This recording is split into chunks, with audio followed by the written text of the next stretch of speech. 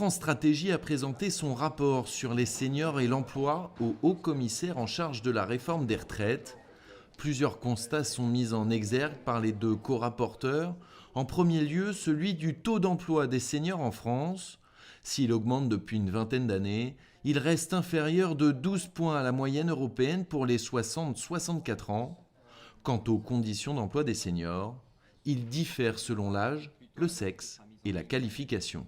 Nous voyons notamment que les seniors sont en fait plutôt moins précarisés dans l'emploi que les plus jeunes, mais ce constat est à nuancer, notamment pour ceux qui ont connu un épisode de chômage, puisqu'en fait il existe une très forte difficulté à sortir du chômage pour les seniors. Donc le taux de chômage des seniors est inférieur à la moyenne, mais en revanche il est difficile d'en sortir. Le rapport démontre aussi les freins et leviers du maintien ou du retour à l'emploi des seniors.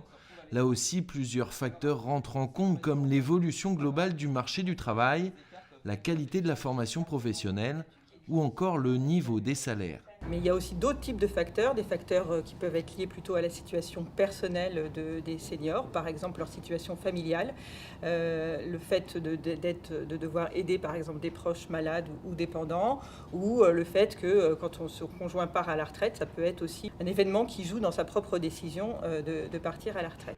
Les règles du système actuel ont également un impact sur l'âge de départ à la retraite.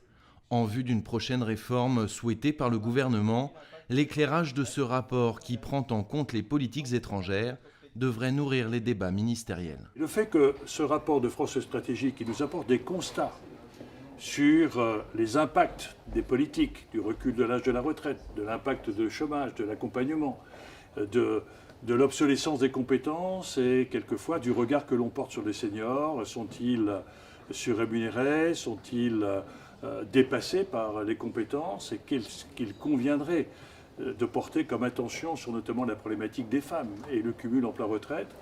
C'est pour nous une source d'enrichissement. La méthode que nous avons utilisée, c'est une méthode qui consiste à nous poser les bonnes questions à partir de constats incontestables.